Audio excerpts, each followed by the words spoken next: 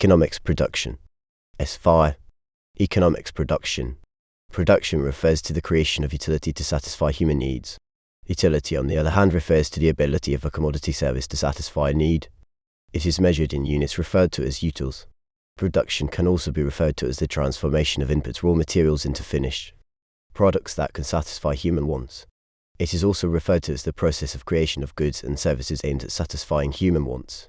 NB. Production is incomplete until a commodity reaches the consumer. Production of goods and services takes place in a given organization such as a firm, a factory, an industry, etc. Such organizations may be owned by an individual, a group of individuals, or the government. Levels/categories of production. There are 3 categories of production, namely 1. Primary production, 2. Secondary production, 3. Tertiary production. Primary production. This refers to the extracts of raw materials and from nature, or it is the extraction of raw materials made available by nature. It involves activities like mining, fishing, hunting, lumbering, agriculture, etc. This stage of production is also referred to as the extractive stages of production. Its output is used as input in the secondary sector, e.g., agricultural products like sugar canes are used to make sugar. Economics production. Manufacturing. This involves turning raw materials from primary stage into finished output. It involves activities like sugar making, fish processing, textile making, crane milling, etc. Deconstruction. This involves using output from the primary stages to build physical structures. It involves activities like construction of dams, houses, roads, bridges, etc. Tertiary production. This refers to the production/provision of services. The output of primary and secondary production stages has to be transported from one place to another, stored, advertised, etc., and such services are from the tertiary state of production. There are 2 types of services offered. A personal/direct services. These SRE services offered on a personal level, e.g., teaching, treatment by doctors, etc. Such personal/direct services are provided in person. B. Commercial services/indirect services. These are services that are provided indirectly and they facilitate trade, e.g., banking, transportation, warehousing, insurance, advertising, etc. They are usually carried out on a large scale. Types of production. There are 2 types of production. 1. Direct/subsistence production. 2. Indirect/commercial production. Direct/subsistence production. This is a type of production where individuals produce goods and services for their own consumption. Or, it refers to the production of goods and services for producers' own consumption, e.g., subsistence farmers grow crops for their own benefit and not for sale. ND. It also referred to as non-market production. Economics production. 2. It mainly uses rudimentary/poor tools. 3. There is mainly low output. 4. Basically low quality is produced since there is no competition. 5. There is basically limited specialization in products. 6. Mainly barter system of trade is used. 7. There is basically absence of innovations. Advantages of subsistence production. It is cheap. This is because it uses the redundant family labor and it doesn't involve hiring expensive labor. It uses simple tools which can easily be acquired by the low-income groups of people, e.g., hand hoes, pangas, axes, etc. It is easy to manage. This is because it is usually carried out on small scale and requires limited managerial and supervision skills. There is limited wastage of resources. This is because whatever is provided is consumed, even the incidental surplus is sold through barter trade system to enable the producer get other basic requirements. There are no transport costs involved from the producing place to the market. This is because the producer happens to be the consumer. It is the major source of food in Uganda. Subsistence production is basically found in the agricultural sector and most households depend on food from this sector. Disadvantages/demerits. It generates low income to the producer. Most of what is produced is for consumption and not for selling. The incidental surplus that is sold is limited, thus leading to low income to the producers and hence limiting their welfare. There is low output/low productivity. This is because there is no motivation to work hard as the producers produce only the amount that is just enough for them. It limits capital accumulation. This is because of low productivity/low output, which leads to low income leading to low savings and investments leading to low capital accumulation. It doesn't attribute to the national income. This is because output isn't marketed. It makes it. Economics production. It discourages infrastructural development. This is because it discourages movement, transportation, and storage facilities as the limited amount of output produced doesn't require such facilities. Commercial production/indirect production/production for the market. This refers to the production of goods and services for sale. This is the kind of production in which output is basically meant for exchange and profits. It normally takes place in the modern sector and is profit-motivated, e.g. plantation farming, large-scale mining, etc. Characteristics/features of commercial production. It is basically organized on specialization basis. It basically uses modern methods of production. Modern technology production is basically for the market. It is mainly profit-motivated. There is basically use of skilled and specialized labor. It involves a lot of research in production. The exchange of output is basically done using money. Advantages/merits of production. High level of output is produced. This is because production is on large scale and it involves specialization. High quality output is produced. This is because commercial production uses skilled and specialized labor, involves use of modern machines and involves competition between producers. It facilitates infrastructural development, i.e. the growth of the commercial sector, and production requires the existence of modern and efficient infrastructure such as better roads and storage facilities. Such infrastructure promotes other economic activities. It enables firms to enjoy economies of scale, i.e. commercial production enables to enjoy the advantages of large-scale production, e.g. discounts on the purchases and reduced per unit cost of marketing the output produced. Economics production. It generates more employment opportunities.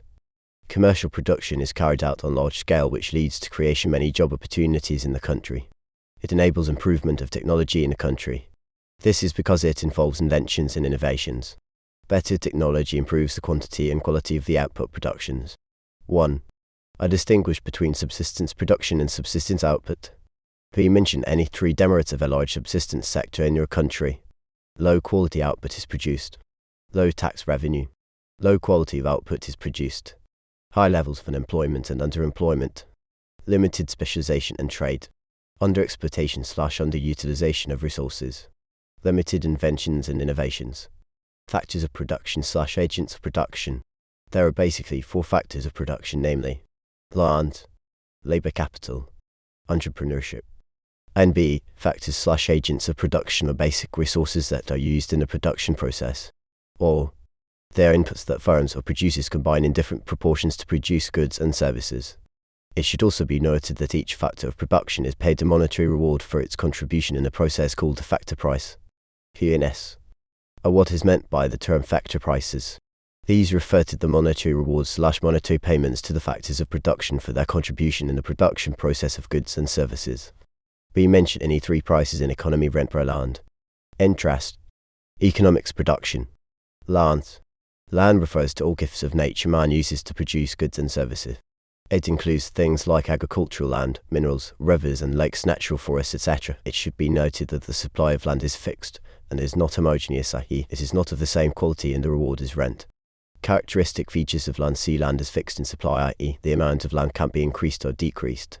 Current quantity. Land is a free gift of nature, i.e. it is acquired at zero cost. Land is occupationally mobile but geographically mobile. The productivity of land can be damaged, i.e. it can be improved on or reduced. Land is subjected to the law of diminishing returns. Uses of land.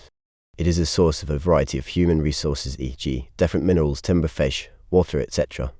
It is used for recreation, e.g. it provides beautiful sceneries for leisure such as beaches, game parks, sports grounds, etc. It is useful for agricultural productions, i.e. it supports farming and animal husbandry. It is used for settlement, i.e. accommodation facilities and residential places are constructed on land. It should be noted that all payments towards land is economic rent. This is because land is a free gift of nature. Labor. This refers to the physical ability or mental ability that is directed towards work and is paid for. Or price. P2. P0. Economics production. It refers to the physical/mental efforts of human beings which are used in the production process. Or labor refers to human effort, mental and physical, that participates in the production process and is paid for. Labor involves unskilled labor, semi-skilled labor. The monetary reward to labor as a factor of production for its contribution in the process of products is referred to as a wage. N. Corporate factors of labor. These are complementary factors of production that labor works with to produce and services, e.g. land and capital. Characteristics of labor. Labor is occupationally and geographically mobile. Labor effort cannot be separated from the owner. Labor is a variable factor of production and depends on a number of factors. The demand for labor is derived demand. For labor is not demanded for its own sake but for the goods and services it helps to produce. Labor supply. This refers to the total number of people who are able and willing to work at a given wage rate in a given period of time, or it refers to the number of hours that a worker/employee is offering at a given wage rate and at a given period of time. Factors determining labor supply. The population size. A big population size implies that there are more people that are able and willing to work, leading to a high labor supply, while a small size of the population means that fewer people are able and willing to offer services, which leads to low population supply. The health conditions of the workers/mental and physical ability of labor. The employees. Economics, production. Working conditions. Good working conditions attract the working population and hence leading to high labor supply, while poor working conditions discourage people from working, leading to a low labor supply. The nature of the job in terms of risks involved. Jobs which are risky attract less hours of work, which leads to low labor supply, while less risky jobs attract high labor supply because a worker can work for many without any health complication. The level of education and the training period. A long training period keeps the workers at school for a longer period of time, which leads to low labor supply because it makes people lose hours of work as they study, while a short training period leads to high labor supply because it enables the people to start working eagerly enough. The attitude of the worker towards work. A negative attitude towards work, e.g. laziness, leads to low labor supply, while a positive/good attitude towards work leads to high labor supply because the people are more willing and interested in the work. The political climate. Politically stable areas encourage economic activities that attract the working population, hence leading to high labor supply, but politically unstable areas discourage economic activities, hence leading to low labor supply. The rules governing the employment of women and children in a community. Women's children are poor allowed to work, there is high labor supply because many people are available for work. When women and children are both allowed to work, there is low labor supply. The retirement age. A high retirement age leads to high labor supply because it involves many people in a working age group, while a low retirement age leads to low labor supply because it restricts many people from work. The working age, the age of which people are allowed to start working. The higher the working age, the lower the labor supply because less of the people will be allowed to work, while the lower the working age, the higher the labor supply. The influence of trade unions. Presence of trade unions creates a good attitude towards work among the workers, and it attracts labor, leading to high labor supply, while absence of trade unions leads to low labor supply. The rate of migration of labor, immigrants and emigrants. High levels of immigration implies that people are coming into the country, which leads to a high labor supply, while high levels of emigrants leads to low labor supply because any people are moving out of the country, which reduces the number of people that are available for work, hence low labor supply. Their sex composition or the population of a country. A country with more females than males tends to have low labor supply. This is because traditionally domestic work takes a lot of time from women, and also females are basically weaker than males, while a country with more than women leads to a high labor supply because men are generally stronger and are rarely involved in domestic work. Economic production. Demand for labor. Demand for labor refers to the number of workers/employees that the employers are willing to offer jobs at the given wage rate and given time. Factors determining demand for labor. The level of wages. Other factors held constant. The higher the wages, the lower the demand for labor because labor is expensive and the employers opt for cheaper capital-intensive technology employing machines, while the lower the wage rate, the higher the demand for labor since the employers find it cheaper to hire labor than any other production technique. The level of demand for the products that are produced by labor. The higher the demand for the products of labor, the higher the demand for labor so as to meet the customer's desires, and the lower the demand for the products of labor, the lower the demand for labor since the products produced are not so much needed by the consumers. The productivity of labor depending on the skills health of the workers. The more the productivity of labor is, the higher the demand for labor since it contributes greatly to the total earnings of the firm, while the lower the productivity of labor, the lower the demand for labor since it contributes less to the total earnings of the firm. The percentage of the wage bill to the total cost of production. The smaller the percentage of the wage bill to the total cost, the higher the demand for labor since the labor expenses can be met with ease, while the higher the percentage of the wage bill to the total cost, the lower the demand for labor since labor becomes so expensive and therefore so costly to hire on the side of the employers. The availability of the co-operant factors of production that complement labor in production of goods and services. Where the co-operant factors of production are readily available, demand for labor is high since labor does not work exclusively, while where the co-operant factors of production are scarce, demand for labor is low since labor has to work with other factors of production. Economics production. The type of technology/technique of production that is being used by the employer. For example, use of capital-intensive technology leads to low demand for labor as the employer prefers to use more of machines than humans, while use of labor-intensive techniques of production leads to high demand for labor since the employer prefers to use more of humans than machinery, most especially in those types of jobs that call for human judgment. Exercise. Answer these questions. 1. Explain the different causes of low labor demand in Uganda. 2. Under what circumstances may labor demand be high? Productivity and efficiency of labor. Labor productivity refers to the quantity of output that is produced by a unit of labor in a given period of time. E.g., given that 5 tailors can produce 25 skirts in 1 hour, calculate the labor productivity. Labor productivity equals total output. No of workers. Equals 25 skirts. 5 skirts. Equals 5 skirts. Each unit of labor can produce 5 skirts in 1 hour. Efficiency of labor, on the other hand, refers to the measure of the quantity and quality of output per each unit of labor worker in a given period of time. Therefore, efficiency of labor looks at both the quantity and quality of output. Factors that determine productivity of labor. The working conditions. Good working conditions such as good sanitation, nice meal, well-ventilated place, etc. lead to high productivity of labor because labor is well motivated and therefore able to produce large volumes of goods and services, while poor working conditions lead to low labor productivity since the poor working conditions kill the morale of the workers and they therefore end up producing few goods and services. The level of experience. Highly experienced workers tend to be more efficient in production since they have the expertise of carrying out a given task and therefore they produce large volumes of goods and services, while workers who are having less experience have less exposure in performing a given task and they therefore produce small volumes of goods and economics production. The wage given to labor. A good wage rate leads to high productivity and efficiency of labor because workers are motivated and therefore can produce many goods, while a low wage kills the morale of workers and they become less productive, thereby producing few goods. The social environment of workers. Good social environment, for example family stability, good employee-employer relationship, etc. leads to high productivity and efficiency of labor since labor is encouraged to work harder, which results into greater output levels, while a poor social environment such as family conflicts and poor relationship between workers and employers leads to low labor productivity since such conflicts demotivate workers and also kill the morale to work, hence producing few goods and services. People's attitude toward work.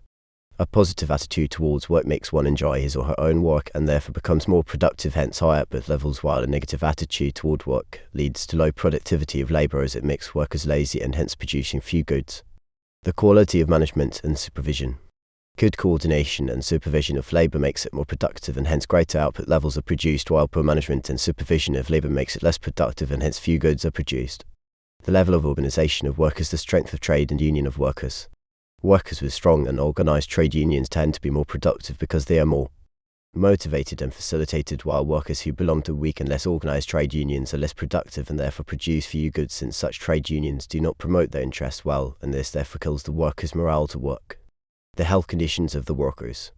Workers under good health conditions have a high productivity level because with good health, labor is strong and therefore able to produce large volumes of goods and services, while poor health conditions make labor physically weak and therefore less volumes of goods are produced. Availability and quality of the other cooperating factors to labor.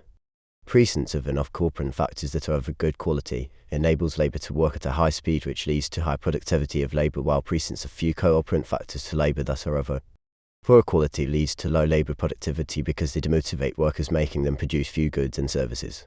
The level of innovation and invention by the workers.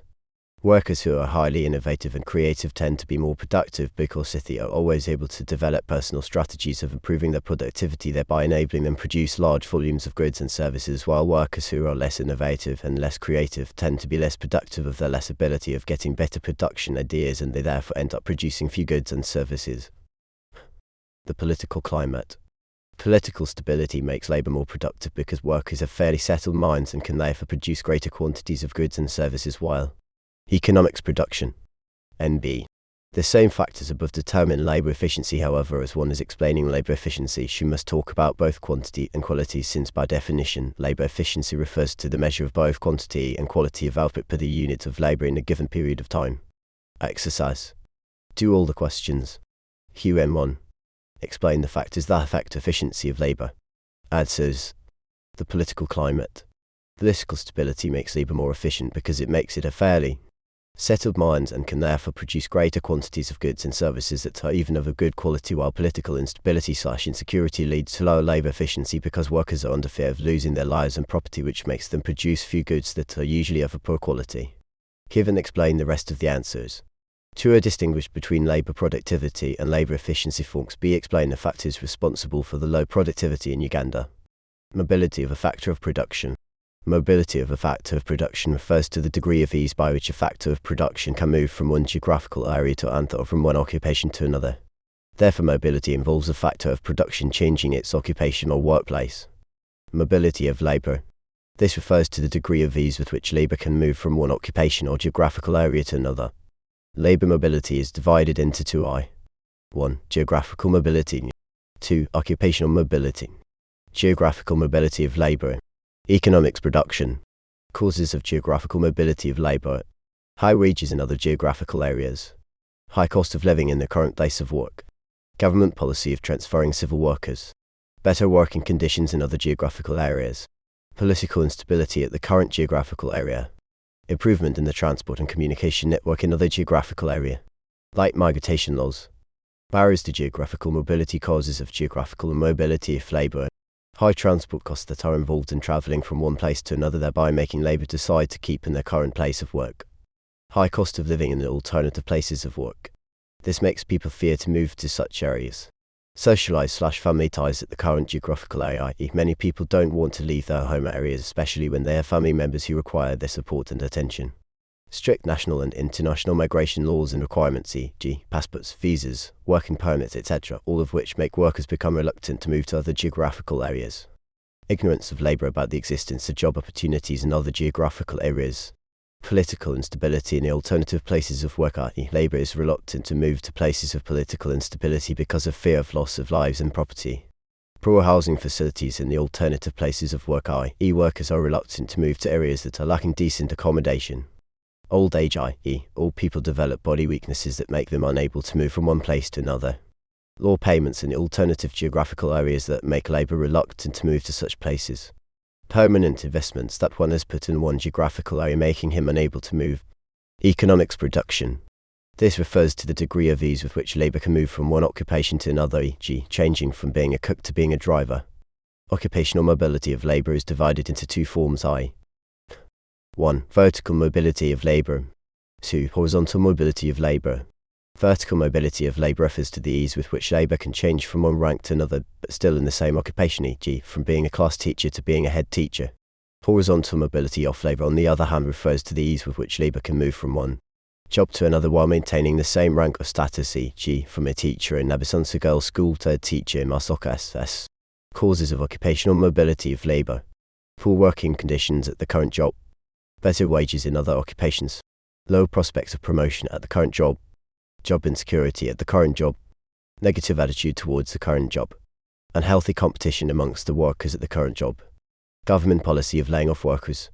Lack of the required skills at the current job. Low level of specialization at the current job, i.e. where labor is not trained to handle specific tasks, it gives labor high chances of transferring to other occupations. Low cost of training for the alternative job. Short period of training for the alternative job. Factors limiting occupational mobility of labor/causes of occupational immobility. Limited interest about the alternative jobs. Better wages in the current job. Better working conditions in the current job. High discrimination in the labor market. Social ties/restrictions. Limited natural ability. Economics production. Factors determining occupational mobility. The degree of specialization of labor in the current occupation or job. Labor that is trained to handle specific tasks becomes hard to adjust to new tasks, and therefore highly specialized labor is immobile occupationally, while labor that is not specialized can easily adjust to new tasks, hence high mobility. The period of training required for the new job.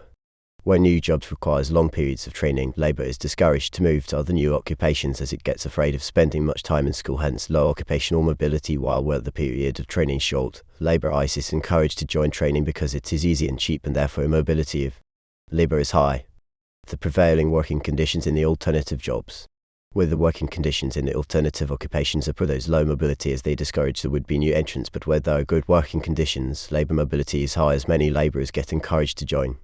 The cost of training for the alternative job, i.e. high cost of training for the alternative job, lead to low labor mobility because it is expensive to acquire the required new skills, while low costs of training for the other job lead to high occupational mobility of labor.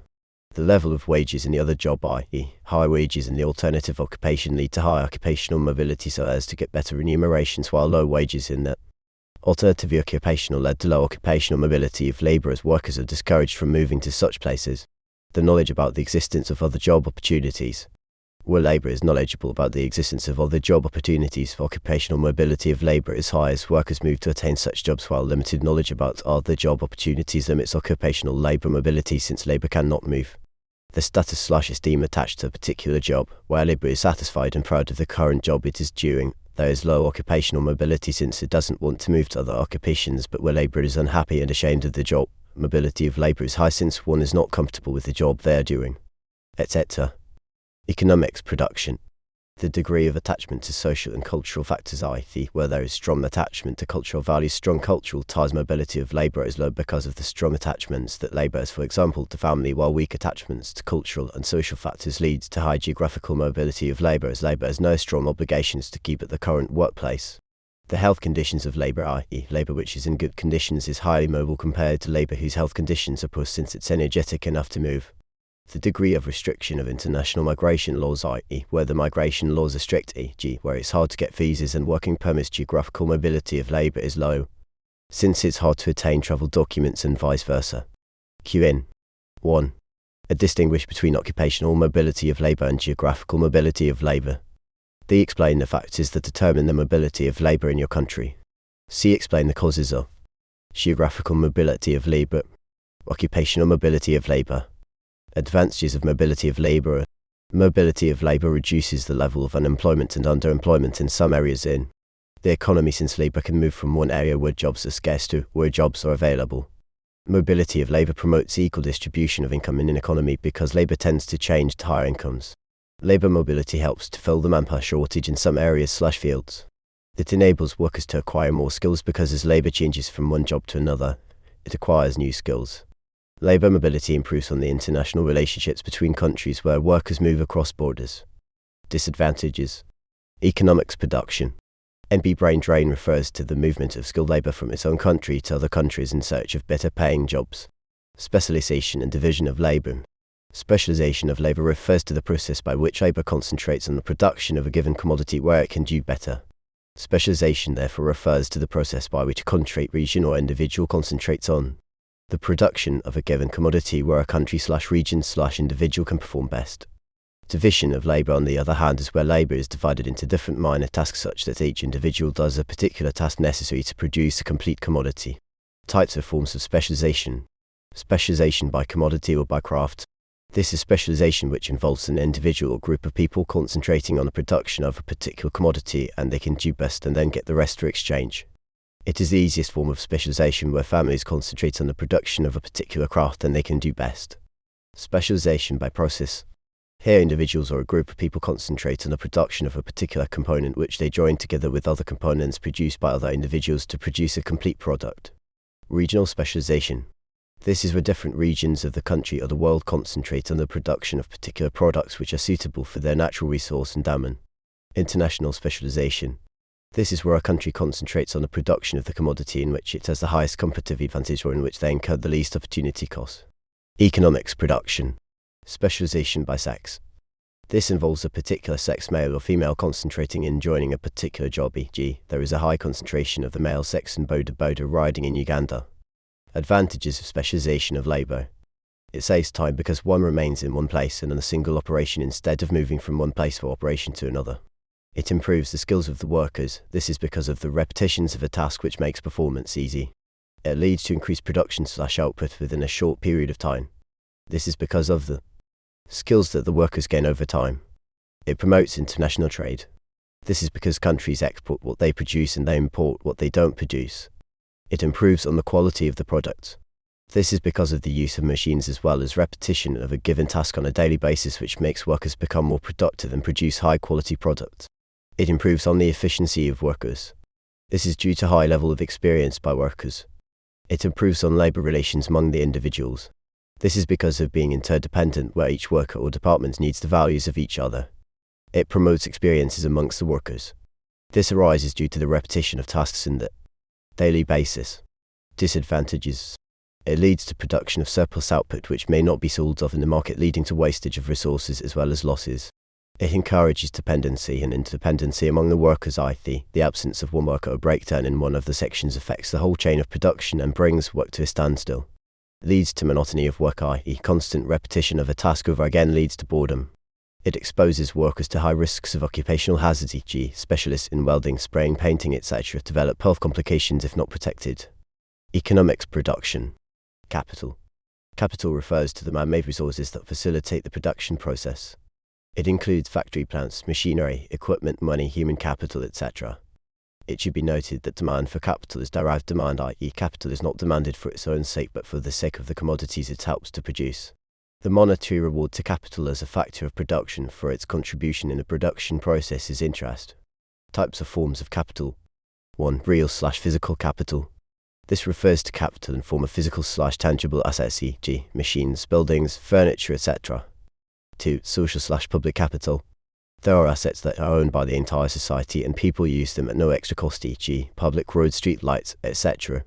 Or it refers to capital that is owned by the state on behalf of the citizens, e.g. roads, government hospitals, government schools, public universities, etc. 3. Private or individual capital.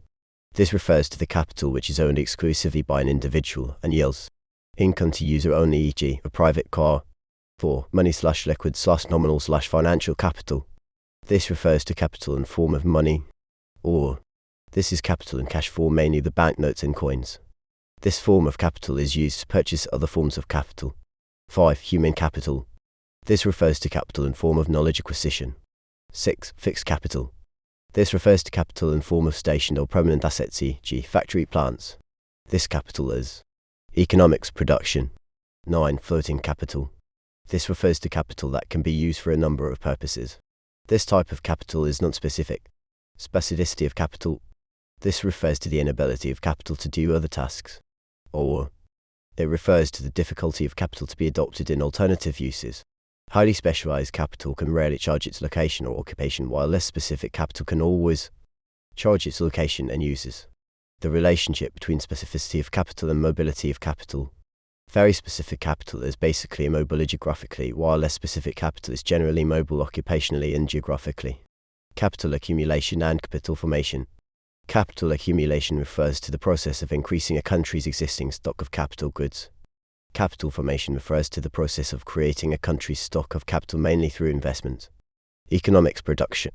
Factors that determine/influence the level of capital accumulation. The level of income. High income levels lead to high savings and investments, which leads to a high level of capital formation, while low levels of income lead to low savings and investments, which lead to low capital formation. The rate of inflation. High levels of inflation discourage the process of saving because it makes the savers lose the real value of their savings, which leads to low investment and hence low capital accumulation, while low levels of inflation promote productive activities leading to higher incomes, high investment and high capital formation. The level of savings. Individuals or institutions with high savings tend to produce more goods and services, which lead to high capital formation, while those with low savings invest less and thus less goods and services, leading to low capital accumulation. The investment climate. A favorable investment climate characterized by tax holidays encourages people to invest, which leads to high capital formation, while the poor investment climate, such as high taxes on the investors, discourage investment, which leads to low capital accumulation. Level of infrastructural development, especially financial infrastructure. A well-developed financial sector promotes capital formation through its ability to promote savings, which savings are used in investment, leading to high capital accumulation, while poorly developed financial infrastructure, e.g. in form of poorly distributed commercial banks, discourages savings, which leads to low investment and low capital accumulation. The level of entrepreneurship. The existence of skilled and efficient entrepreneurs leads to efficiency in production, leading to high output and high incomes, thereby leading to high levels of capital accumulation, while limited entrepreneurship leads to low investment and output, hence low capital formation. The market size. A small market discourages investment, which leads to low output and incomes of the producers, hence low capital accumulation, while a big market attracts both local and foreign investors, leading to more output being produced, which leads to increased income and high levels of capital accumulation. The degree of accountability. High degree of accountability characterized by low corruption and embezzlement of funds implies that most of the resources are properly invested in the planned productive activities, which leads to high income and high capital accumulation, while a low degree of accountability in form of embezzlement of funds leads to low investment in the planned productive activities, which leads to low capital formation. The existing stock of capital. Existence of a large stock of capital leads to the production of more goods and services for selling. This increases the income of the producer, leading to more savings and high capital accumulation, while existence of small stock of capital leads to small scale of output, leading to low incomes of the producers and hence low capital accumulation. The capital inflow and outflow. High capital inflow, e.g. through foreign investments, increases the level of production, hence leading to high capital accumulation, while high levels of capital economics production Outflow, e.g., profit repatriation, implies that many resources are being carried out of the country, which leads to low investment and low capital formation. Political climate. Political stability characterized by peace and good governance and freedom to work promotes entrepreneurship and investment in the country, leading to high capital accumulation. This is because political stability assures investors and gives them confidence in the country, while political instability reduces confidence by discouraging investors from investing into the country, thus causing low output and low capital accumulation. The population growth rate. A high population growth rate leads to high levels of dependence and consumption, thereby reducing the ability of the income earners to save and invest, leading to lower capital accumulation, while a low population growth rate encourages savings because of less consumption expenditure, which leads to high investment and capital formation. The state of technology. Modern and efficient technology promotes production of more goods and services, leading to high capital formation, while poor techniques of production, low levels of technology limit output of the firm since they are less efficient and thus leads to low capital formation. Cultural factors / degree of conservation. A high degree of conservation limits the production levels and investment levels, since producers are less willing to adopt new production techniques, leading to low capital accumulation, while a low degree of conservation leads to higher investments because of the willingness to adopt new production techniques, leading to high capital accumulation. The level of interest rate on loans. High interest rate on loans discourage the borrowers since it becomes expensive for them to borrow, hence leading to low investment and low capital accumulation, while low interest rate on loans encourage the borrowers to borrow since it's cheap to attain financial credit, hence leading to high investment and high capital formation. QN. A distinguish between capital accumulation and capital formation. 4 marks. B. Explain the factors that determine the level of capital accumulation in a country. Factors that limit capital accumulation. Economics production. High degree of conservation. This leads to low capital formation because people are so attached to their traditional production techniques that are associated with low productivity levels. High interest rate on loans. This discourages potential borrowers since it's expensive to borrow, hence leading to low levels of investments and low capital formation. Low levels of income. The low levels of income lead to low savings and investments, which lead to low capital formation. High levels of inflation. These discourage the process of saving because the savers lose the real value of this savings, leading to low investment and low capital formation. Low levels of accountability / high rate of corruption and embezzlement of funds. This leads to low investment in the planned productive activities, which leads to low capital formation.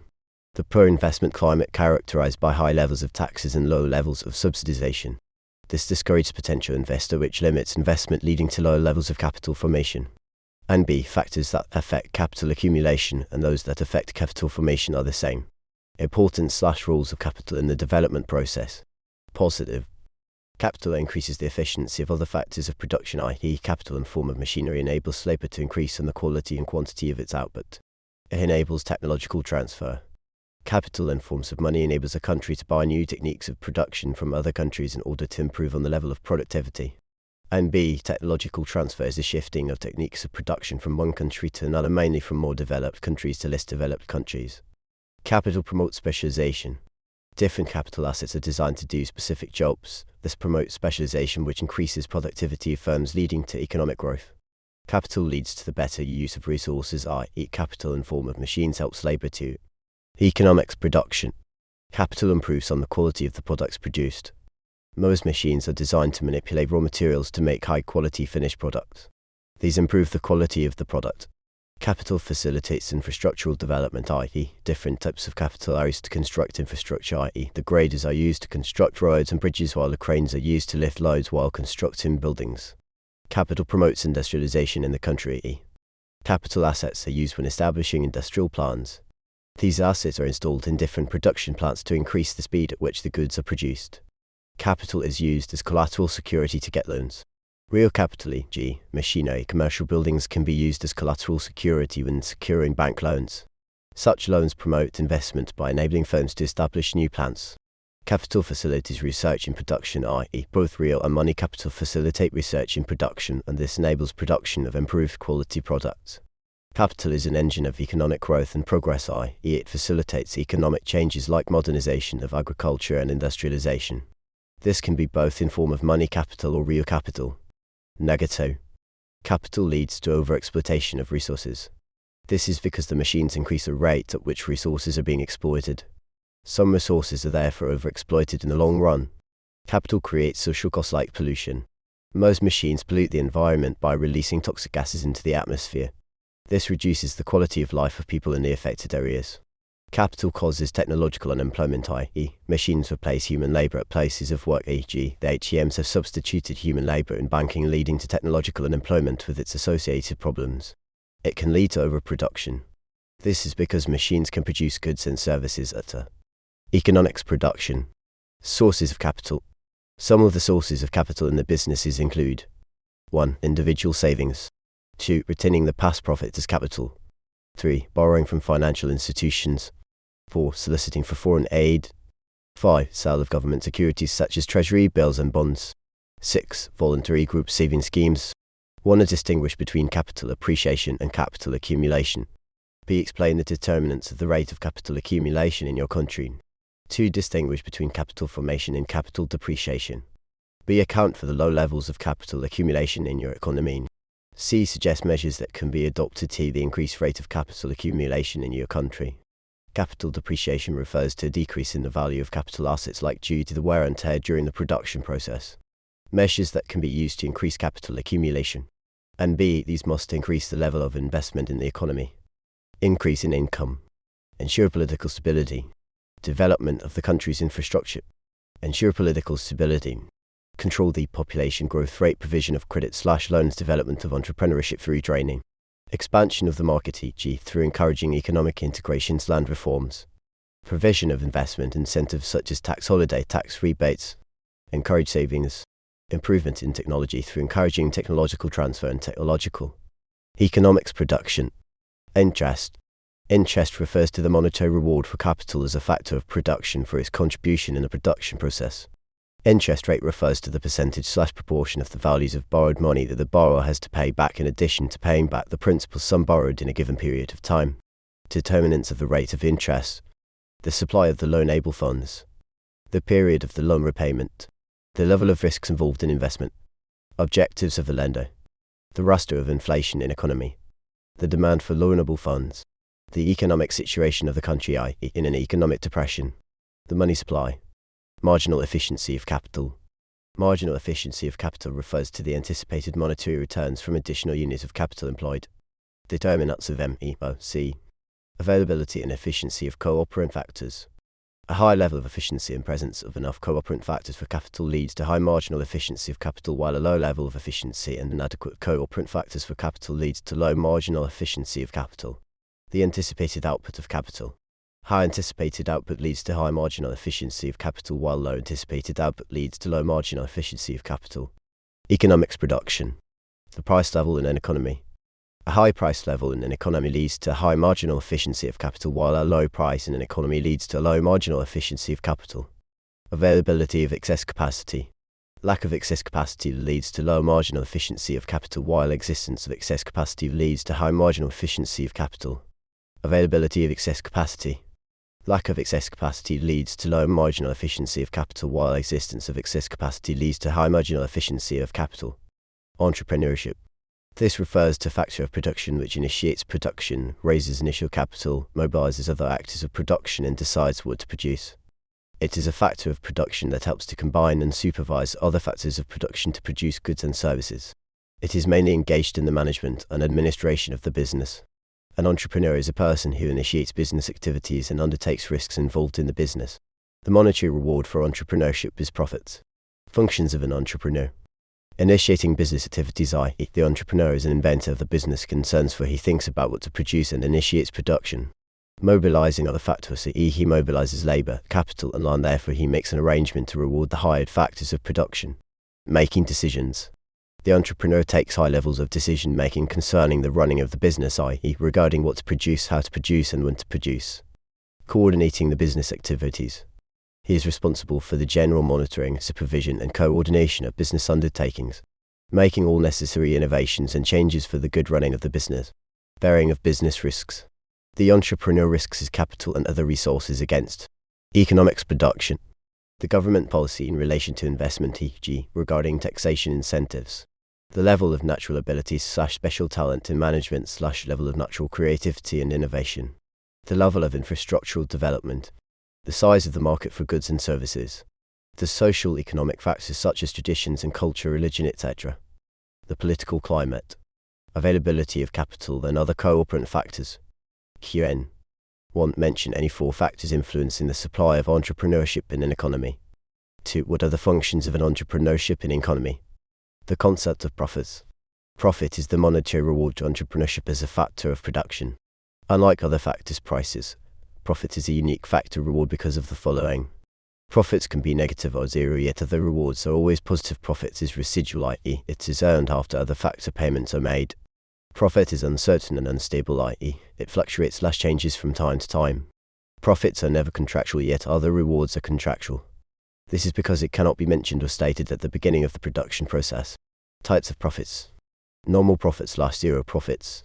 This refers to the reward to an entrepreneur / a firm that is just enough to cover the total cost or keep him / it in production without inducing other firms to join the industry. NB. Normal profits are made when total cost equals total revenue. Supernormal / abnormal profits. This refers to the reward to an entrepreneur over and above the normal profits / total costs, and it induces other firms to join the industry. Economics production.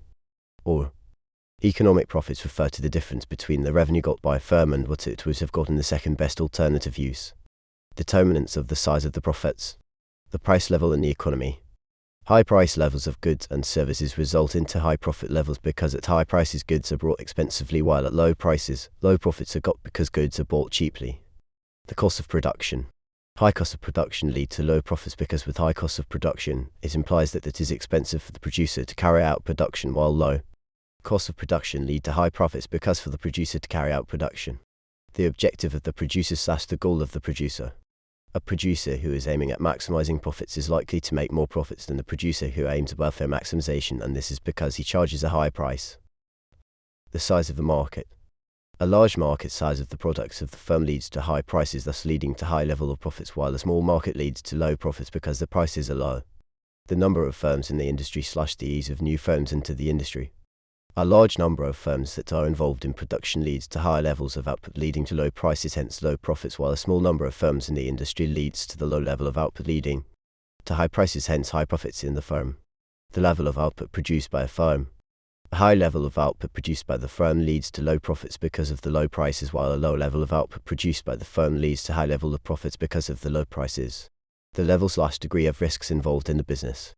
A high level of risks involved in the business results into high profits because few producers are willing to undertake such risks, while low level of risks involved in the business discourages producers to join the competition, hence low profits. Roles or importances of profits in an economy. Profits are used for the expansion of the size of the firm, i.e., profits are plowed back. Or economics production.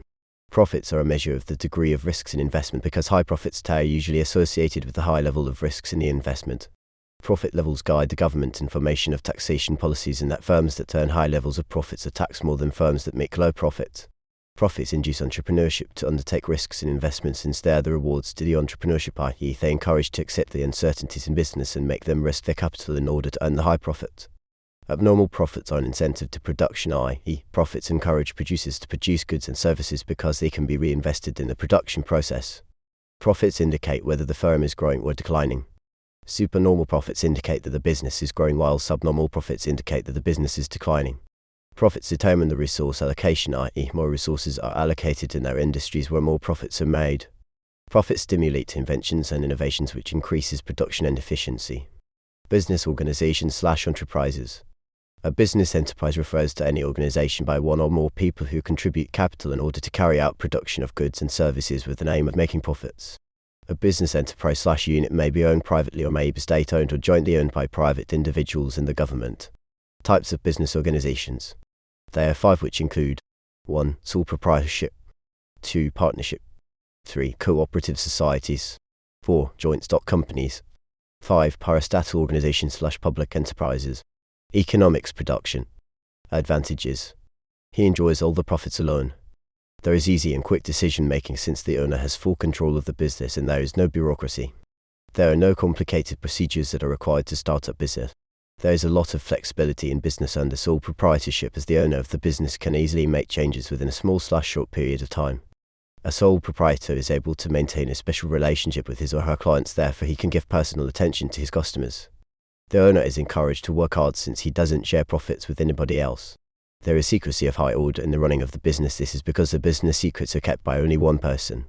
In case of death of the owner, inheritance is more easily done than in partnership. Demerits/disadvantages. A sole proprietor suffers all the risks and losses alone. There is limited continuity of the business in case of death of the owner. The owner of the business may overwork himself as he is trying to expand his business. This is because he does everything alone. There is unlimited liability, i.e., in case of the collapse of the business, the owner is fully responsible for all the debts of the business and therefore it may involve the self of his personal property. Partnership. Partnership refers to a business organisation that is formed by a group of individuals whose membership ranges between 2 to 20 who contribute capital with an aim of making profits. NB. The minimum number of partners is 2 and the maximum is 20. Partnership begins operation when the partners have signed a partnership deed. Economics production. 2. Limited partnership. This is one where members have limited liability, i.e., in case of losses and debts, each member can only lose the capital he or she contributed but does not lose his personal property. Types of partners. 1. Active partners. These are partners/members who are directly involved in the day-to-day running of the business on top of contributing capital to start the business. 2. Dormant partners.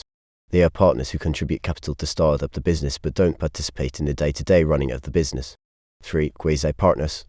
These are partners who do not contribute capital and are not allowed in the day-to-day running of the business but allow their names to be used by the business because they are prominent. Advantages of a partnership. More capital is contributed compared to a sole proprietorship. There is continuity of the business in cases of the puners on in cases of absence or sickness of one partner. The accessibility of loans from financial institutions is more easier compared to sole proprietorship because financial institutions find it easier to trust many partners than a single partner. Specialization and division of labor is possible in the business because different partners are talented differently. The business benefits the variety of skills that are produced by the different members. Disadvantages.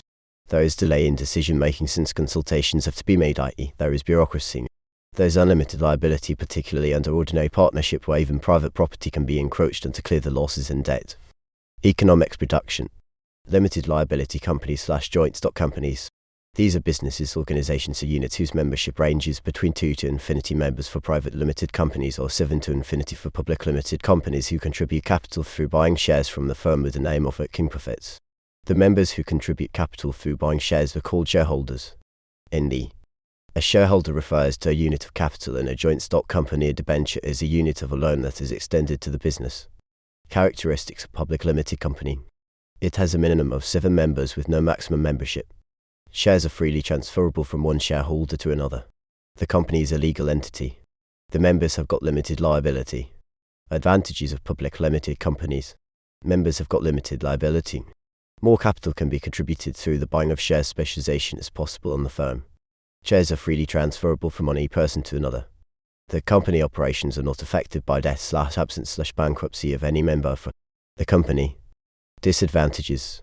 Shareholders don't have direct control over the running of the business. Decision-making is quite slow, i.e., there is bureaucracy. Some public limited companies become too large to attain maximum efficiency. The procedure of the public limited, which is quite long, as it has to obtain several documents such as prospectus, memorandum of association, etc. Private limited company. Economics production. Characteristics. The membership is between 2 to infinity. The shares are not freely transferable from one person or another, i.e., members are not allowed to sell their shares publicly. They are not allowed to publicize their accounts to the public. ND. The advantages of private limited liability company are the same as those of public limited company. However, we add on one advantage, that a private company enjoys a lot of independence and that the owners can keep their secrets. Cooperative societies. A cooperative society is a voluntary association made up of people who have got a common and active interest in performing a business purposely to benefit the members. Types of cooperative societies.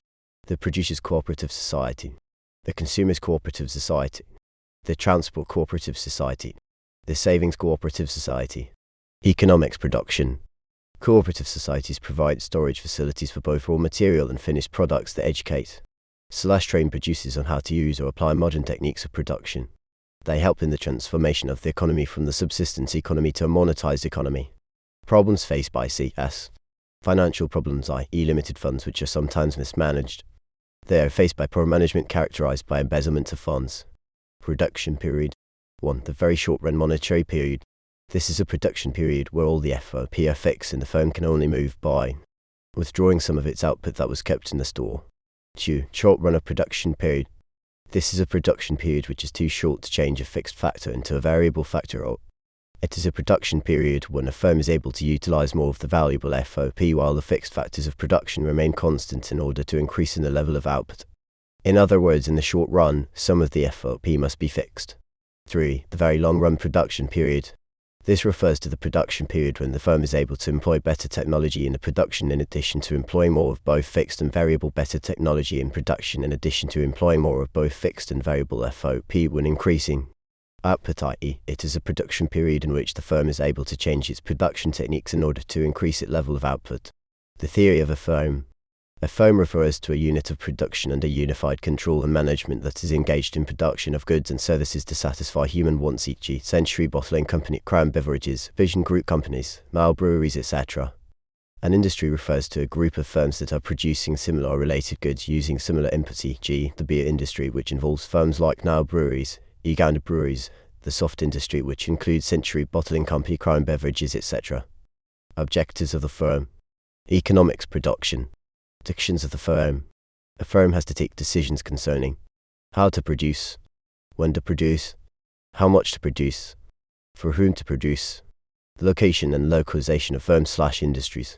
Location refers to the area or place where a firm or an industry is established, or it is the setting up of a firm or an industry in an area irrespective of whether there are other firms/industries in that area or not, since the major aim of firms is to maximize profits. Firms try to locate their establishment at the lowest cost location. Factors influencing location of a firm or an industry. Availability of raw materials. Firms tend to be established near the sources of raw materials, especially where the raw materials are very bulky, therefore easily to transport. Such industries that must be established near their sources of raw materials are referred to as rooted industries. Footloose industries, on the other hand, are those industries that can be located anywhere because the raw materials are light and easy to carry. Economics, production. Availability of labor.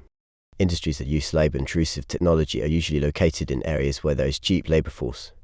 This is why such industries or firms are located in densely populated areas of Kampala and Guinea where labor is abundant and cheap. The government policy regarding the location of industries, i.e., sometimes the government gazettes areas in the country where particular industries must be established or located. Most LDCs government attach a great importance on the development of rural areas and the fair distribution of industries in the country.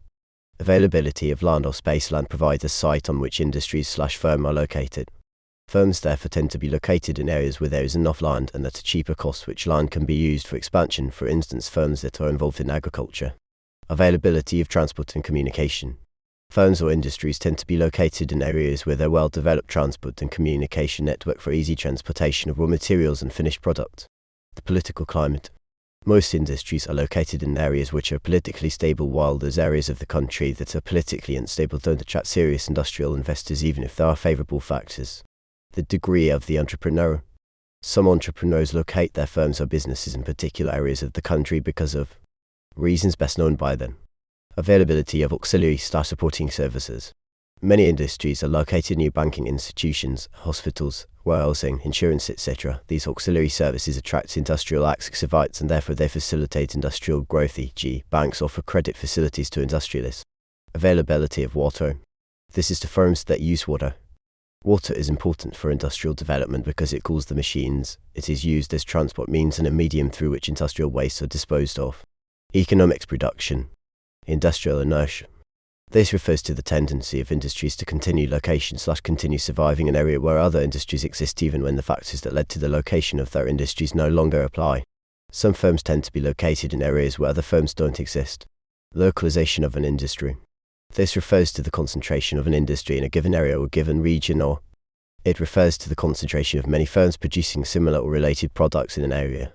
The concentration always involves major industries and subsidiary industries. Localization may be as a result of presence of raw materials in a given area, availability of market for the products of the industry, government decision to locate the industry in a particular area, etc.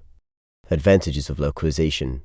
It leads to the development of infrastructure in the area, i.e. transport and communication network, power and energy projects that are likely to be developed in the area in order to facilitate production by the localized industries. Creation of employment opportunities in the area, i.e. people in the area where the industry is located is localized get jobs in the industries and earn incomes which improves their standards of living. It results into cooperation between the industries or firms in the area in solving common problems such as security problems and other problems regarding facilities in the area. It leads to the development of a pool of skilled labour in the area, which labour can be utilised by new firms established in the area. It leads to a wide variety of goods produced in the area because of the competition in the localised areas. The industries in the area ventures into production of different varieties of goods. It leads to increased utilisation of the idle resources, since the localisation firms have to use them as inputs. Encourages forward and backward linkages in the area, i.e. firms/industries in the area provide inputs for other industries in the area, while others provide market for the product of the other industries in the area. Economics production. It leads to increased output and economic growth due to the many firms that carry out production in a localized area. Popularity of the area. The place where the industry is localized, and so do the products that are manufactured in that area. More investors are attracted to set up industrial firms, leading to production of more goods and services in that area. It promotes specialization and its associated advantages as the firms concentrate on particular activities. It leads to an increase in the quality of the output produced because of the competition in the localized area. It leads to the development of auxiliary services in the area, such as banking, insurance, warehousing, clearing and forwarding, etc. Demerits. It leads to imbalance in regional development in the areas where the industries are localized tend to develop ahead of other areas in that country. It results into rural-urban migration with all its associated negative effects, such as envelopment of slums, high crime rate, etc. This is because people tend to move to areas where the industries are localized to get employment opportunities as well as benefiting from better facilities. It leads to overstraining of the infrastructure in the area's social facilities like housing, health centers, power and water are overstrained due to the increasing population in that localized area. This increases government expenditures as the government tries to provide social services to other people. It worsens the problem of income inequality.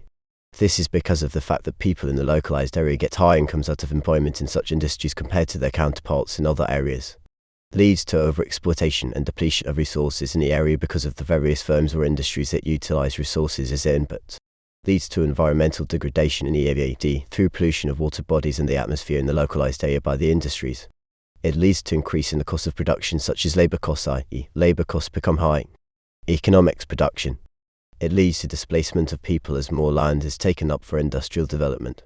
Many industrial investors are forced to encroach on land for residential purposes in order to establish their industries. This results into displacement of people to other areas where they can settle. It results into an increasing cost of living in the area because prices due to the increasing odds in the area. Delocalization. This refers to the government act of spreading industries countrywide. It is a policy as deconcentration of industries in different areas of the country. Or delocalization of firms/industries refers to the deliberate government policy of evenly distributing firms/industries in different areas of the country. It is deliberately undertaken by the government in order to reduce the problems associated with delocalization of industries. Reasons for delocalization: to create employment to different parts of the country, to reduce rural-urban migration and its negative consequences, to reduce imbalances in regional development, to minimize the social effects such as pollution in particular areas of the country, to facilitate development of infrastructure in different parts of the country. Economics production, where Q output produced, L labor, K capital, N land, E entrepreneurship. An example of simple production relating output with the labor input using production can be Q equals 20 plus 4L. By use of such a production function, you can find out the number of laborers/workers needed to produce a given level of output, e.g. calculate the number of workers that are needed to produce 60 bags of rice using the production Q equals 20 plus 4L. 60 equals 20 plus 4L. 4L equals 60 20. L equals 10 workers. We can alternatively find the level of output produced by the firm given the number of workers. Output of the firm. This refers to the amount of goods and services that is produced by a firm after using/employing factor inputs. Sometimes it's referred to as product. Economics production. Average product. This refers to the total output/total output per unit of the variable factor employed by the firm, i.e. as A P equals total product. No of units of a variable factor employs. Marginal product. This refers to the additional output of the firm that results from employment of an extra unit of variable factor, i.e. MP equals CP. No of units of a variable factor employed. Land, labor, TP, R, MP, 10, 0,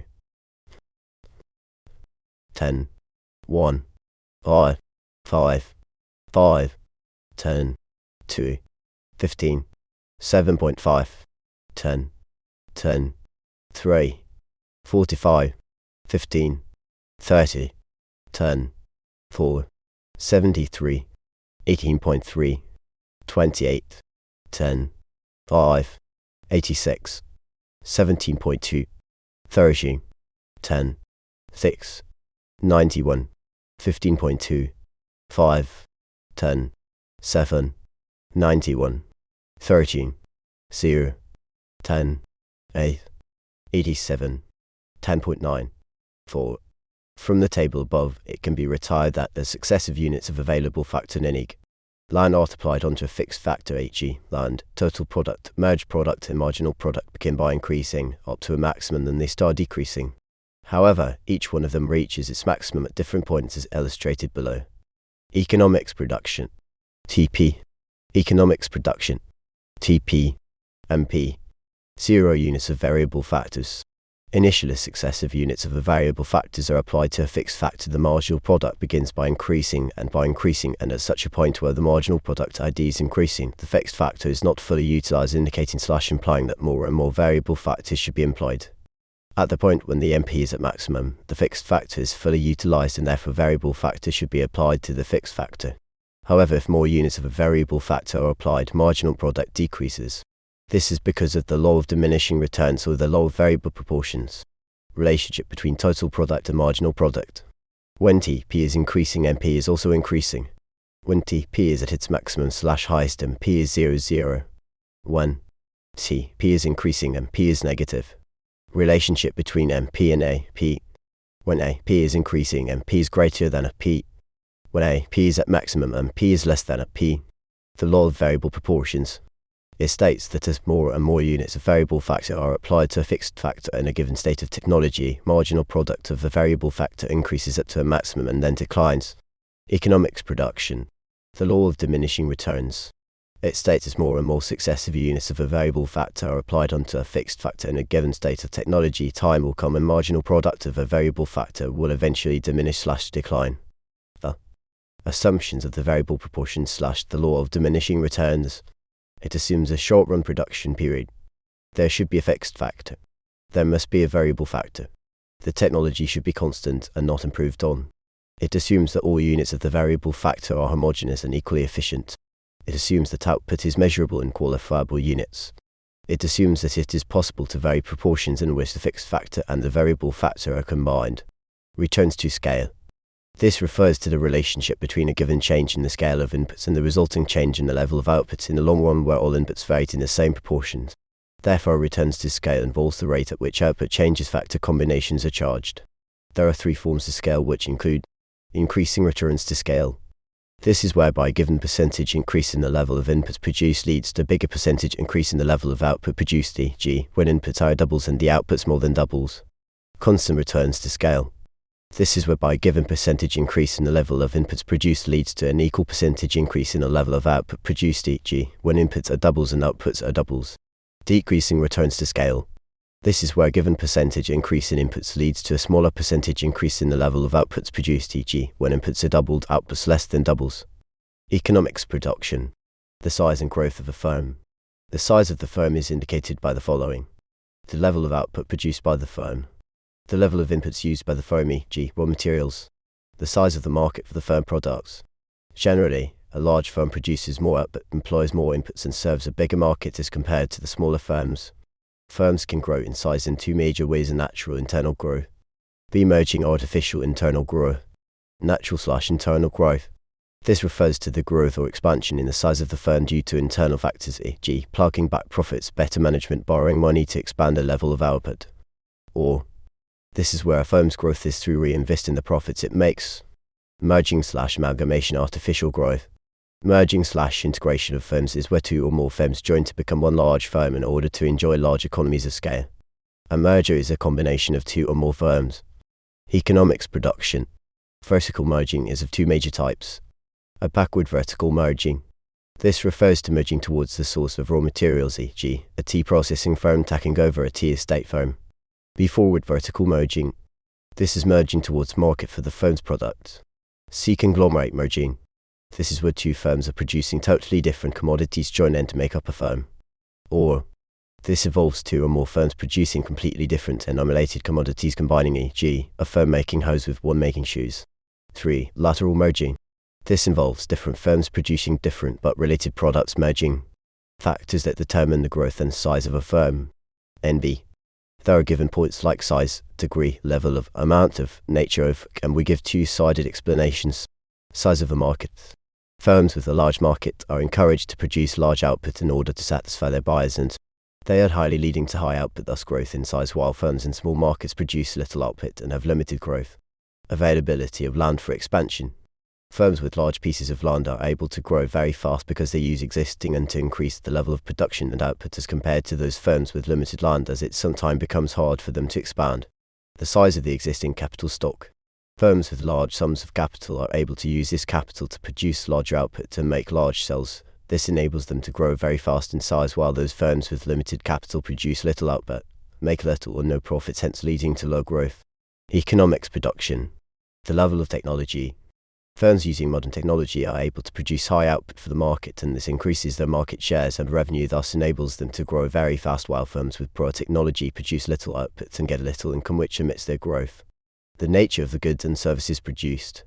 Firms producing durable items are in position to produce large output because such output can easily be stored and brought to market whenever demand increases, which enables firms to grow fast, while firms producing perishable items have limited growth because they produce little output. Availability of raw materials. Firms with adequate and reliable sources of raw materials are able to produce regularly, and this stabilizes their incomes. This in turn enables them to grow faster, while those firms with unreliable sources of inputs are unable to produce regularly, which limits their growth. The level of entrepreneurship. Firms with highly trained and skilled entrepreneurs register high growth because such people are able to mobilize and supervise other FOP for increased dose/P, while limited entrepreneurship limits growth. Availability of skilled labor. Firms with a large O of skilled workers grow very fast because they use such workers to produce high quality, which brings a lot of income, and vice versa. The political climate. Firms that exist in politically stable areas easily grow because production goes on smoothly, which increases O/P, while firms that are located in politically unstable areas don't grow fast because their production activities are disrupted, leading to low O/P and limited growth. The existing economic atmosphere, e.g. the rate of inflation. Economic stability in form of low levels of inflation create a favorable environment for investment by the different firms, and this enables firms to grow fast, while economic instabilities like high rates of inflation. Economics production. The government policy on taxes and subsidies. Favorable government policy on taxes and subsidies enables the firms to grow very fast, e.g. a reduction on corporate taxes on the company's profits enables the firm to retain a big percentage of profits made for reinvestment, while an increase in the level of taxation and a reduction by the government increases the cost of production, hence reducing the firm's ability to grow. The level of infrastructural development.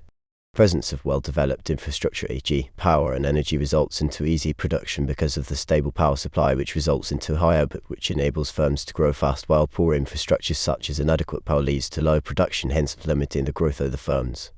Objective of the owner of the firm. Where the aim of the firm is to produce high output and maximize sales, makes it easy for the firm to expand and grow, but where the goal is to maximize profits, which makes it difficult for the firm to grow. Causes of differences in the size of the firms. Differences in the level of technology. Difference in capital stock. Difference in the objectives of owners of firms. Differences in the nature of goods and services produced. Difference in the level of entrepreneurship and management. Economics production. It leads to production of better quality product.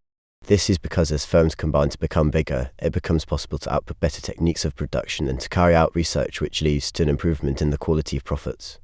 It leads to an increase in the level of efficiency within the firm. This is because it becomes possible for the firm, in addition to research and employment of better technology. Many result into high level of output produced, which results into production of larger scale. It reduces duplication and wastage of resources, i.e. one firm can efficiently produce the quantity of a commodity needed instead of the commodity being produced by many firms. Integration of firms reduces competition for market for the product. This is because there are other firms that produce the commodity. Merging of firms leads to an increase in the level of exploitation of the country's resources. This comes as a result of large-scale production or high levels of output produced. It leads to a reduction in the competition for the raw materials used in production. This is due to a reduction in the number of firms that utilize the raw materials. It leads to a reduction in the advertisement costs. This is due to a reduction in competition, which reduces the need for advertising. It leads to an increase in the government revenue in form of taxation due to the fact that more output is produced and which output is taxed by the government. Merging facilitates sharing of risks and losses by the firm. i.e., a loss-making firm can continue to survive if it merges with a profit-making firm. Merging increases the firm's access to financial assistance or loans from financial institutions. This is because it has more assets that can act as collateral security for borrowing from financial institutions. It results into higher levels of profits for the firm due to the high level of output produced and the low cost per unit of output produced. It leads to an expansion in the size of the market for the firm's output. This is due to the reduction in the number of firms competing for the available market. Disadvantages results into a monopolist situation. When the firms merge, they become a firm which dominates the market, which may lead to exploitation of the consumers. Economics production. It results into diseconomies of scale, which comes as a result of over-expansion of the firm. It results into overproduction and wastage, especially where the market for the product is small. It leads to over-exploitation of resources where the market for the product is small.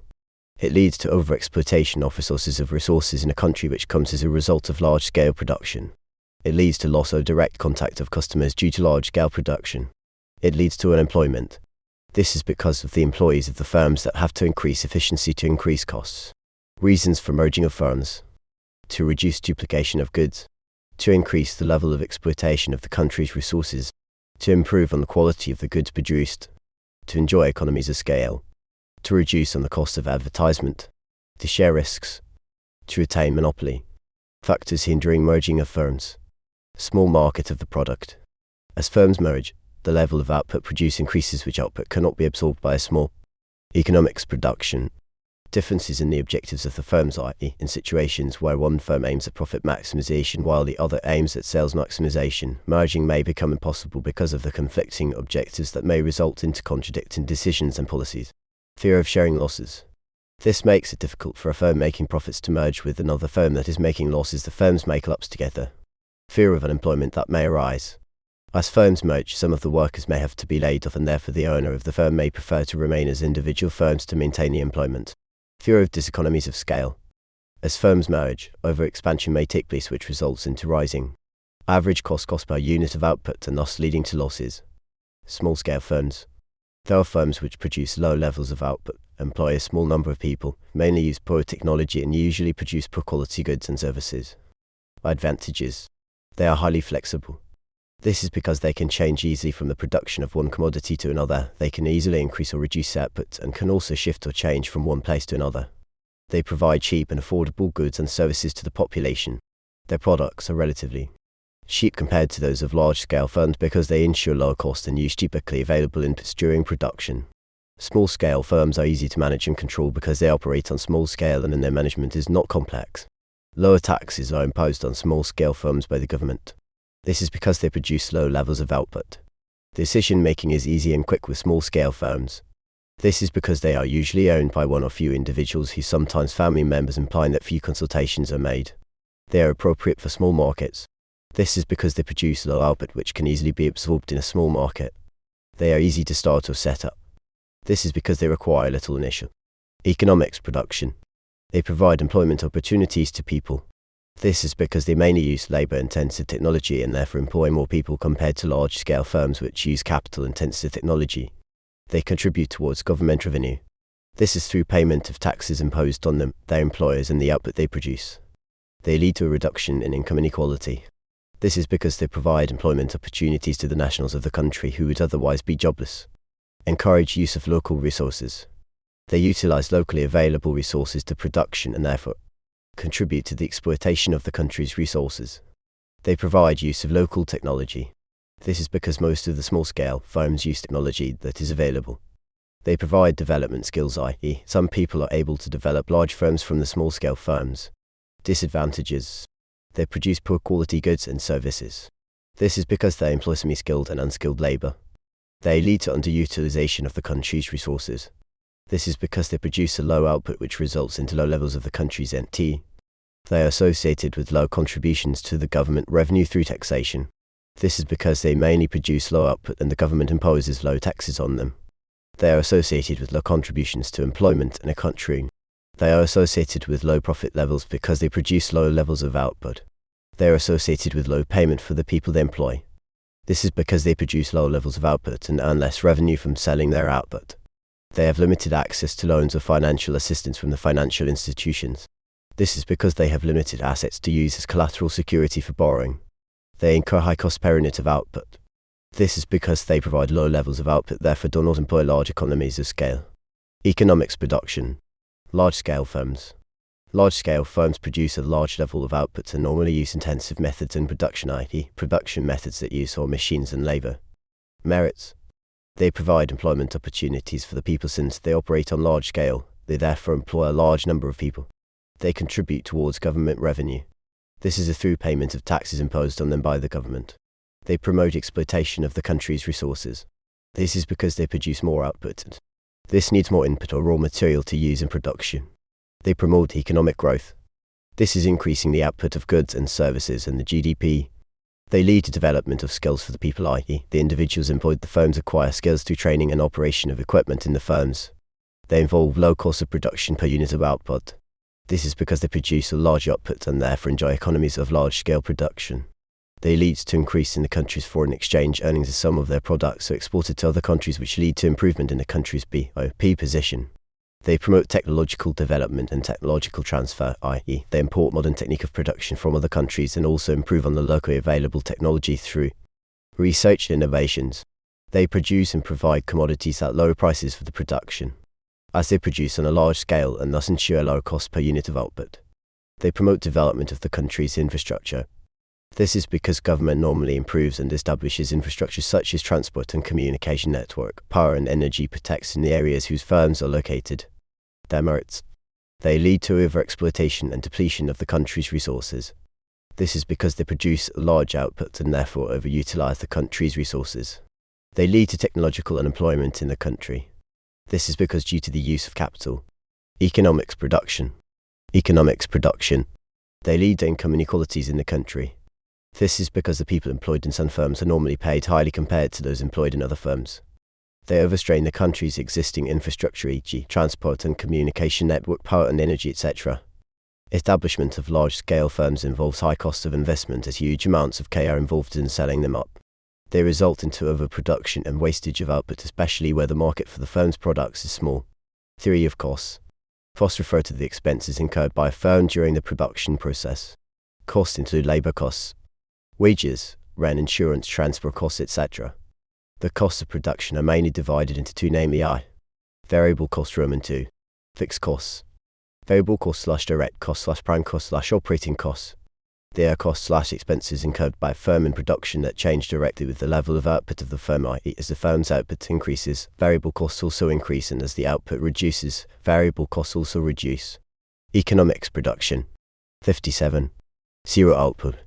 Fixed costs / supplementary / indirect / overhead costs. These are expenses or costs that are incurred by a firm during production that remain constant respectively of the level of output produced. Therefore, fixed costs remain the same if the firm's output increases or decreases, and they remain the same even when the firm's output increases, and they remain the same when the output equals zero. Examples include costs on rent, interest on loans or capital, salaries of top management, insurance premiums, etc. Diagrammatically, fixed costs are illustrated as below. 54. Economics production. 58. Total costs. These are the summations of variable costs and fixed costs, i.e. total cost. Total cost equals variable plus fixed cost. NB. At zero output, total cost equals fixed cost because variable cost equals zero. The relationship between cost TC, variable cost VC, fixed cost, and the firm's level of output. Output. TC. SC. VC. 0. 40. 40. 0. 1. 64. 40. 24. 2. 90. 40. 50. 3. 120. 40. 8. 4. 136. 40. 96. 5. 156. 40. 116. Costs. Fixed costs. Economics production. 59. 0. Output. From the diagram above, we note the following. As the firm increased the level of output, VC increases from 0, and thus the variable cost curve begins from the origin and rises towards the right positive slope. As the firm increases its level of output, fixed cost remains constant, and that's why the fixed cost curve is a horizontal straight line. As the firm increases its level of output, the TC of the firm also increases, but they don't start from zero origin and instead they start from the level of fixed costs. Complete the table below. Output kg, TC, FC, the C, 0, 1000, 1000, 0, 1, 1600, 1000, 600, 2, 1850, 1000, 850, 3, 2000, 1000, 1000, 4, 2100, 1000, 1100, 5, 2150. Economics production. 60. Explicit cost and implicit cost. Explicit cost refers to the expenses incurred by a firm on resources that are not owned by the firm but instead hired by the firm to carry out production. For example, transport costs on hired vehicles. Implicit costs, on the other hand, are expenses incurred by a firm on inputs that are owned by the firm itself. These include costs of using vehicles used by the firm, costs of employing family members, employment of the owner of the firm himself, private costs and social costs. Private costs are expenses incurred by a firm or owner of the firm purchasing the inputs that are used in production. Private costs include variable and fixed costs. Social costs are costs or expenses incurred by the society as a whole result of the firm's engagement in production in a given area. They include pollution of the environment in form of noise, fumes from factories and dumping of waters in the environment. Per unit / cost per unit output / average cost / average fixed cost. Average costs. These refer to the costs / expenses by the firm per unit of output produced, i.e. AC equals total cost. Output. Average fixed cost. These are fixed costs incurred by a firm per unit of output produced. MBF equals FC equals TCVC equals ACAVC. QQ. Average variable costs. Refer to the total variable cost per unit of output produced by a firm, i.e. AVC equals VC equals TCFC equals ACF. Economics production. 61. MC equals T, C, Q. Supposing a firm incurs total cost amounting to 10,000 to produce 10 bags of maize. Calculate the marginal cost if the total cost increased to 15,000 / equals as a result of increasing the output of the firm to 12 bags. Marginal cost equals change in total cost. Change in output. Marginal cost equals 15,000, 10,000, 12, 10. MC equals 2,500 / equals. Importance of marginal cost. Marginal cost is used to determine equilibrium level of output of a firm at this level of output. Marginal cost equals marginal revenue and the firm maximizes profits. It is used to determine the optimum output of the firm. Optimum output refers to the level of output produced by the firm at the lowest cost per unit cost AC. At the optimum level of output, MC equals AC. It is used to determine the prices of commodities. The higher the marginal cost, the higher the price, and the lower the marginal cost, the lower the price. Output G, TC, TSC, TVC, OFF, AVC, UT, MC, 0, 40, 40, 0, 0, 0, 0, 1, 64, 40, 24, 40, 24, 64, 24, 2, 94, 40, 50, 20, 25, 4, 26, 3, 120, 40, 8, 13.3, 26.7, 40, 30, 4, 136, 40, 96, 10, 24, 34, 16, 5, 156, 40, 116, 8, 23.2, 31.2, 20, 6, 174, 40, 134, 6.7, 22.3, 29, 18, 7, 204, 40, 164, 5.7, 23.4, 29.1, 30, 1, 224, 40, 184, 5, 23, 28, 20, 9, 260, 40, 220, 4.4, 24.4, 28.9, 36, 10, 308, 40, 268, 4, 26.8, 30.8, 48. Economics production. 62.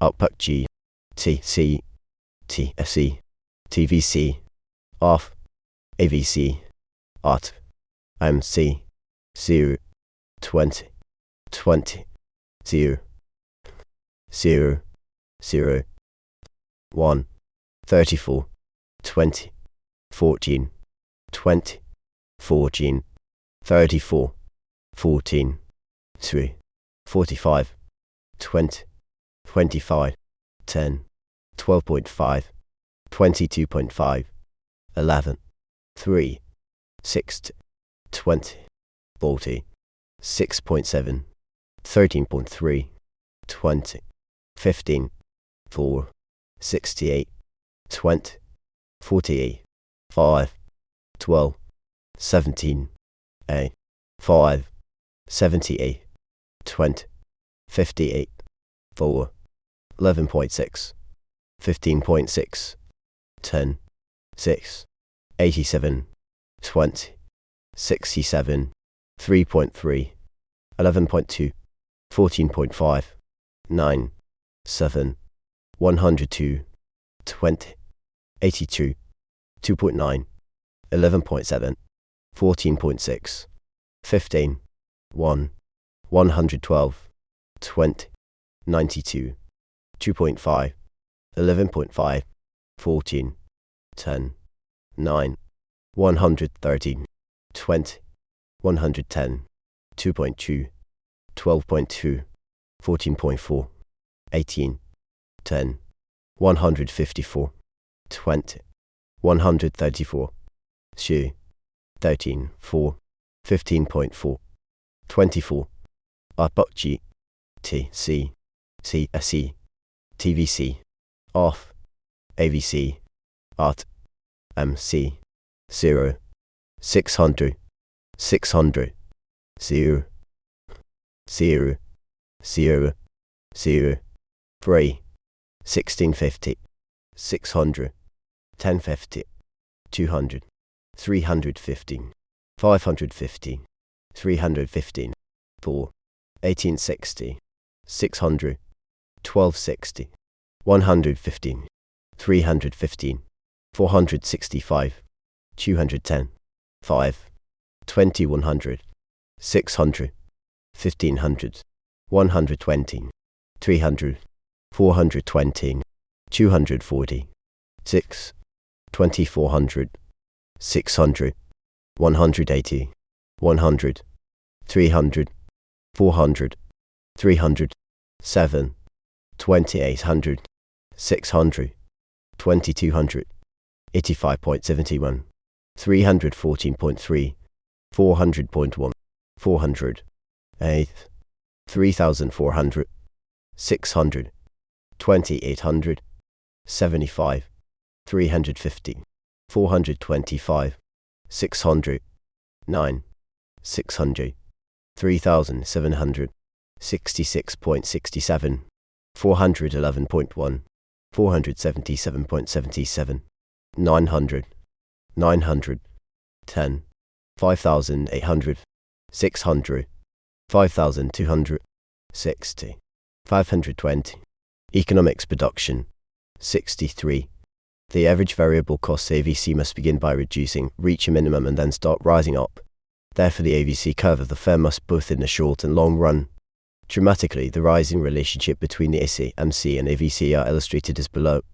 MC, AVC, OFF, output. MB, the AC is above the AVC curve because AC equals AVC plus AFC. Reasons for the shape of the AC curve of a firm in a short run.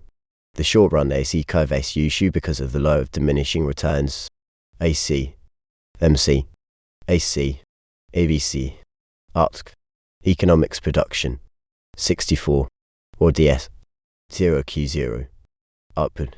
As the firm increases the output from 0Q0, it experiences increasing returns which results into a fall in the average cost exploiting the downward portion of the AC curve, but as the firm increases output from RQ0, The law of diminishing returns comes in, which results into increasing cost, hence upward sloping of the average cost curve. Long run. In the long run, the AC curve of a firm is U-shaped because of the economies and diseconomies of scale. Illustrated below. Of scale 0Q0 output ND. The AVC and the NC curve are also U-shaped both in the short run and in the long run because of the same reasons as those of the AC curve.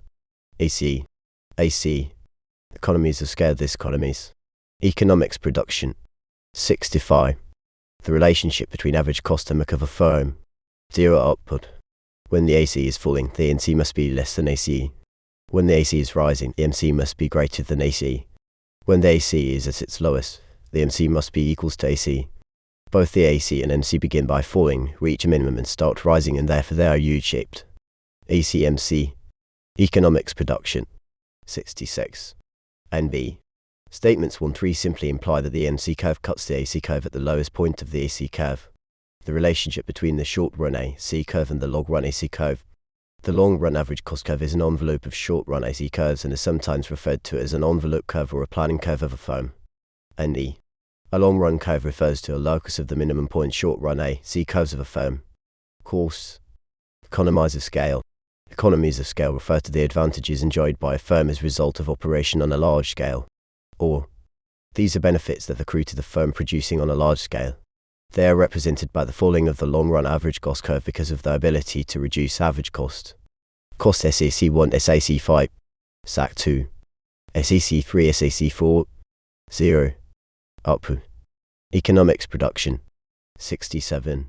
Real economies of scale and financial/pecuniary economies of scale. Real economies of scale refer to the advantage of large-scale production which are associated with a reduction in the physical quantities of the inputs used in producing units of output.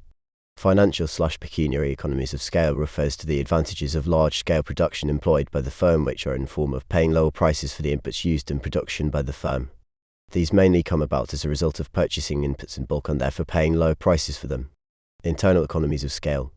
These are enjoyed by an individual firm as it expands scale of production, which arises due to favorable conditions within the firm and leads to a fall in the average cost of a firm. Internal economies of scale arise out of better organization within the firm and are enjoyed by an individual firm. Types or forms of internal economies of scale. Technical economies of scale. These arise out of the use of modern and better techniques, which leads to an increase in the output produced by the firm relative to the costs and thus leading to falling average cost for the firm. Managerial/economies of scale. These arise out of better activities of the firm, e.g. through employing specialized managers and professionals, dividing management into various departments, which increases the level of efficiency. This results into an increase in the output produced by the firm and eventually results into falling average costs of the firm. Marketing EOS. These include the buying and selling economies of scale that the firm expands its scale of production, it purchases inputs in large amounts or in bulk, which results into enjoyment of discounts and payment of lower prices for the inputs, which reduces the average costs incurred by the firm. In addition, it becomes possible for the firm to advertise its products as well as distributing the products in different areas of market, which results into lower average costs because those experiences are spread over a large output. Financial EOS. These are advantages that arise out of the firm being able to secure financial assistance, e.g. loans from economics production. 68. Transport EOS. These are in form of payments or incurring lower transport costs per each unit of output. It becomes cheaper to transport a large output compared to a low output when we consider the cost per unit of output, e.g. it is cheaper to hire a 10-ton lorry for transporting 10 tons than hiring the same lorry to transport 1 ton of output. Storage EOS. These are in form of incurring cost per unit of output as the firm expands its level of output, e.g. it is cheaper to hire a warehouse for storing 50 tons of output than hiring the same house for storing 1 ton of output. Research and development EOS. It is possible for a large firm to carry out research for better methods of production, improvement in the quality, better markets for the firm's products, etc. because of the cost of research can be spread over a large output, which results into lower average costs. External economies of scale. These are advantages that are enjoyed by a firm due to expansion of the industry because of the favorable conditions created for the firm by the industry, which leads to fall in average costs incurred by the firm. Such advantages are enjoyed by all the firms in the industry and are mainly associated with the benefits or advantages of localization of an industry. Types/forms of economies of scale. Economies of concentration. These are the advantages enjoyed by the firm when the industry is highly localized in a given area and include the development of a pool of skilled labor which can be obtained at low cost, cooperation of the firms when it comes to solving common problems, development of forward and backward linkage availability or developed infrastructure in the area, development of auxiliary services, economies of information. As the industry expands in size, it can easily set up research units at low cost and can employ highly skilled personnel which can result into passing of information to other firms in the industry and even economics production. 69. Economies of welfare. As the industry expands in size, it is in a better position to produce welfare facilities to the workers, e.g. housing facilities, medical facilities, transport, etc. And b. Diseconomies of scale. These are disadvantages of large-scale production that are faced/experienced by a firm or industry, resulting into increasing larger costs. Therefore, diseconomies of scale are seen when neither due to internal and external factors. Diseconomies of scale are divided into two, namely, internal diseconomies of scale, external economies of scale. Internal diseconomies of scale. These are disadvantages of large-scale production that result into increasing or rising average costs that are experienced/faced by an individual firm as it expands in its scale of production. Types of internal diseconomies of scale. Technical diseconomies of scale. These are disadvantages of large-scale production in form of increasing average costs that are experienced by a firm as a result of increasing expenses on repairing and replacement of machines that are worn out so as to maintain production. Buying diseconomies of scale. Disadvantages of large-scale production in form of increased expenditure on purchasing inputs so as to continue with large-scale production, which eventually leads to rising average cost. They are namely brought about by increased competition for the inputs as the firm continues to produce at a large scale. Selling diseconomies of scale. This comes out as it becomes expensive for the firm to sell or market its output, which requires a lot of advertisement, transportation and distribution of the products in different markets, all of which lead to rising costs. Economics production. 70. Between managers and delays in policy implementation leads to time wastage, all of which lead to increase in the average cost of production per unit of output. Financial diseconomies of scale. These are disadvantages that arise due to increased expenses on repayment of loans in form of high interest, which result into rising average costs. Labor diseconomies of scale. These come up when the firm starts incurring high costs on paying labor because of the increasing demand for labor, g. Skilled labor, which results into rising average costs. External DEOS. These are disadvantages of large-scale production that lead to rising costs which come about as a result of expansion of the industry. Like external economies of scale, external diseconomies of scale are mainly experienced when the industry is highly localized and are therefore seen as large disadvantages of localizing. They include the following. Pollution of the environment, atmosphere and natural bodies. Such pollution may require costs of purification, overexploitation and depletion of resources in the area, which results into higher prices for them. Increased pressure on the existing infrastructure. The increased pressure and competition on facilities, such as power, H2O, it leads to higher prices for the factor inputs because of the increasing demand by the industry. 1. Displacement of people. 2. Increased competition for labor, which results into higher expenses for labor. Revenue of the firm. Revenue refers to the amount of money that is received by a firm out of selling its output. Revenue is divided into three categories, namely, total revenue, average revenue, marginal revenue. Economics production. 71. This refers to the total amount of money received by the firm out of selling its output. Total revenue is output by multiplying the amount of wood sold Q by the price of each unit of output, i.e. TR equals PXQ. Average revenue. This refers to the total revenue per each unit of output, i.e. average revenue. Average revenue equals total revenue TR equals R. Output sold Q and E. Average revenue is the same as price, and this can be proved as below. R equals TR, but TR equals PXQ. Q. R equals PXQ. Q. R equals P.